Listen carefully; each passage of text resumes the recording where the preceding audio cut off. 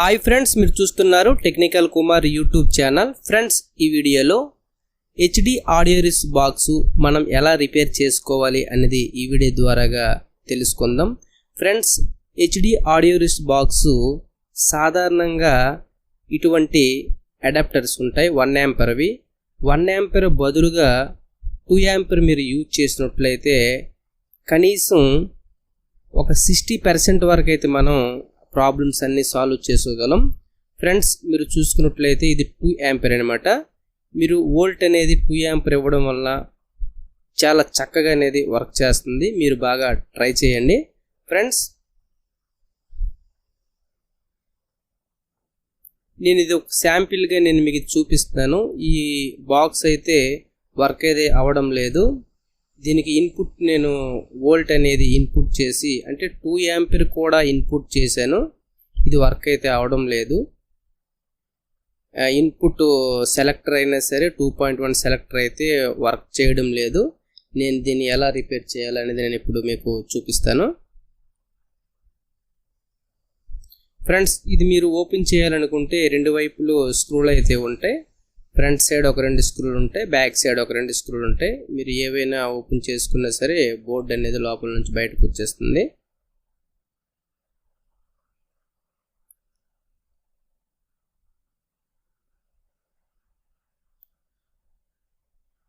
Friends, మీరు చూడొచ్చు board అయితే లోపల ఈ విధంగా ఉంది.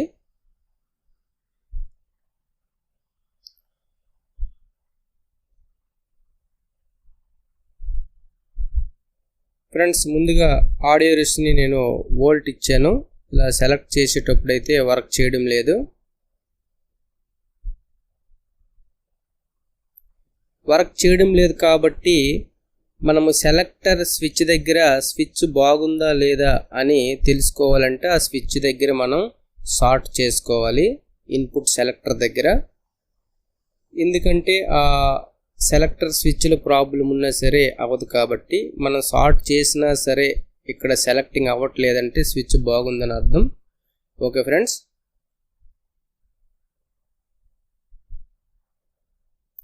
షార్ట్ చేసినప్పుడు కూడా వర్క్ అవ్వడం లేదు.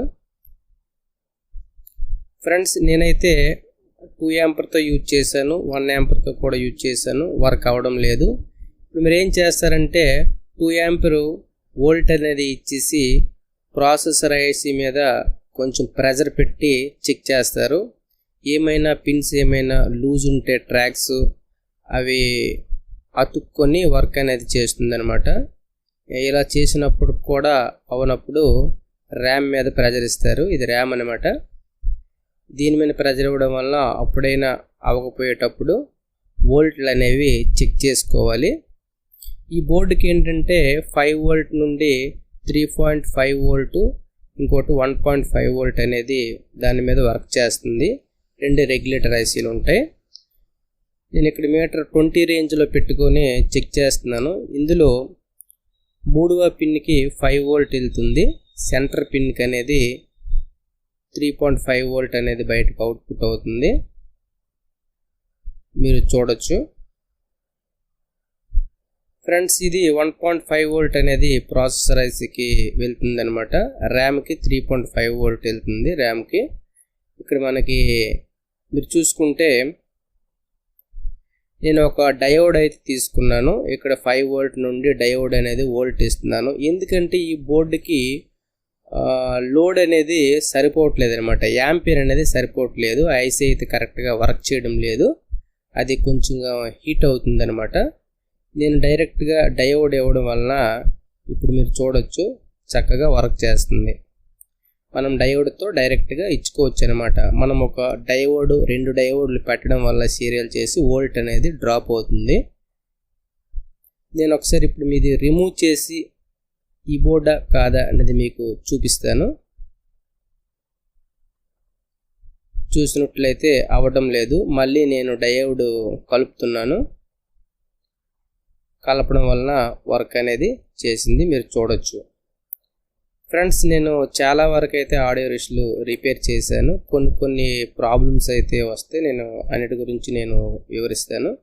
ఫ్రెండ్స్, మీరు చూసుకుంటే నేను సీరియల్ చేసి పెట్టాను. ఎక్కువగా సీరియల్ చేసి పెట్టుకుంటేనే మంచిది, ఎందుకంటే 2 డయోడ్లు సీరియల్ చేయడం వల్ల వోల్ట్ అనేది తగ్గుతుందన్నమాట, మనకి సరిపోతుంది. ఎందుకంటే సేమ్ పార్ట్లు అనేవి అవైలబుల్గా ఉండవు ఆడియో రిస్క్ సంబంధించి.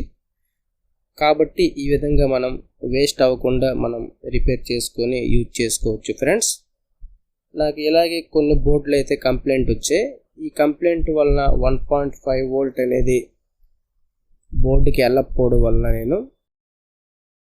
మీరు చూసుకుంటే ఈ పార్ట్ అనేది రిమూవ్ చేశాను. ఈ పార్ట్ రిమూవ్ చేసి నేను బ్యాక్ సైడ్ నుంచి డయోడ్ ద్వారాగా కెపాసిటర్ దగ్గరికి ఇచ్చాను అనమాట. మీరు మెయిన్ కెపాసిటర్ దగ్గర చెక్ చేసుకుంటే అక్కడ వోల్ట్ ఉందా లేదంది మీరు చూసుకోవాలి.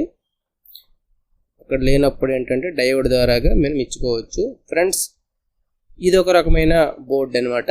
దీనికి ఏంటంటే వోల్ట్ ఇచ్చినా సరే పూర్తిగా ఆన్ అయితే అవడం లేదు. ఇక్కడ రెగ్యులేటర్ ఐసీలు అని చెప్పుకున్నాం కదా, థర్డ్ పిన్ దగ్గర మనం చెక్ చేసుకోవాలి. నేను ఇది వోల్ట్ దగ్గర చెక్ చేశాను, వోల్ట్ అయితే వస్తుంది. వోల్ట్ సాకెట్ దగ్గర 5 వోల్ట్. ఇక్కడ థర్డ్ పిన్ దగ్గర అయితే వోల్ట్ అనేది అస్సలు రావడం లేదు. ఇది 3.5 అనేది అవుట్ అవుతుంది, ఇక్కడ 1.5 అనేది అవుట్ అవుతుంది, అక్కడ కూడా రావట్లేదు. కాబట్టి నేను ఏం చేస్తానంటే 5 వోల్ట్ దగ్గర నుండి ఒక లూప్ అనేది ఇస్తాను అనమాట.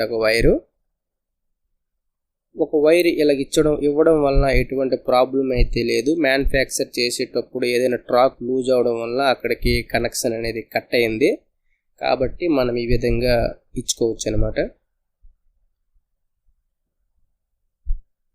ఫ్రెండ్స్. మొత్తానికి వోల్ట్లు అయితే ఎక్కడికి వెళ్ళవలసినవి అక్కడికి వెళ్ళకుండా ఆగినప్పుడు మనము వేరే విధంగా వోల్ట్లు ఇచ్చి బోర్డును అయితే ఆన్ చేసుకోగలం ఫ్రెండ్స్. మనం ఎస్ఎంపిఎస్లు అనేవి 2 యాంపర్ యూజ్ చేయడం వలన 100% అయితే వర్కింగ్ అవుతాయి, ఎందుకంటే 1 యాంపర్లో మన పవర్కి అయితే సరిపోవన్నమాట.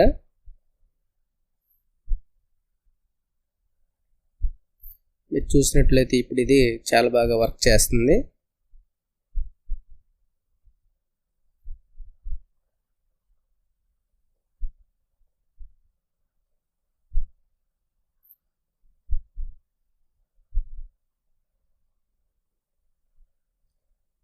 ఫ్రెండ్స్ ఇక్కడ మీరు ఇప్పుడు నేను చెక్ చేస్తున్నాను మల్టీమీటర్తో.